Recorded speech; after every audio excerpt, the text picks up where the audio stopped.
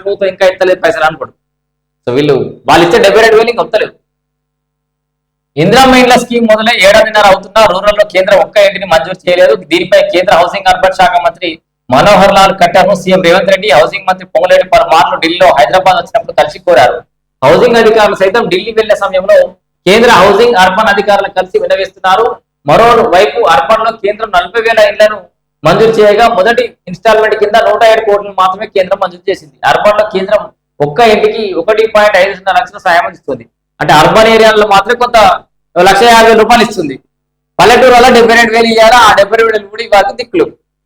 ఇది నేరుగా లబ్ధిదారుల ఖాతాలోకి పోతాయి. 72,000 జమ అయిన తర్వాత రాష్ట్ర ప్రభుత్వం వాటా కింద మిగిలిన 28,000 రూపాయలు జమ చేస్తారు. లాస్ట్ బిల్లు ₹1,00,000 72,000 ఏమో కేంద్ర ప్రభుత్వం ఇవ్వాలి, 28,000 ఏమో రాష్ట్ర ప్రభుత్వం ఇస్తుంది.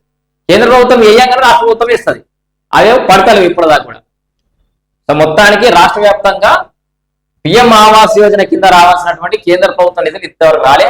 ఆ కింద బీజేపీలు కామెంట్ బంద్ చేయరు, మా పైసలు ఉన్నాయి ప్రతిదానికి దీంట్లో మా కేంద్రం మాట ఉంది, దీంట్లో మా కేంద్రం మాట ఉంది.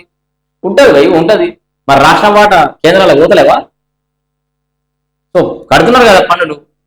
సో ఏది ఏమైనా ఇందిరమ్మ ఇళ్ల లబ్ధిదారులు అయితే అంటే చాలా వరకు పకడ్బందీగా ఇందిరమ్మ ఇళ్ళు అయితే ఎత్తినాయి. This is a successful concept. మేము ఆల్రెడీ పబ్లిక్ టాక్ పోయినాము, గ్రౌండ్ రిపోర్ట్ తీసుకున్నాం. గ్రౌండ్ రియాలిటీ ఇందిరమ్మ ఇళ్ళకైతే జబర్దస్త్ ఫీడ్బ్యాక్ అయితే ఉంది. సో సరే బిల్లుల విషయంలో కొంత అవగత అంటే వెనక ముందు అవుతుండొచ్చు కనుక కానీ ఇందిరమ్మ ఇళ్ళు అయితే మంచి ఫీడ్బ్యాక్ తోటి అయితే నడుస్తున్నాయి.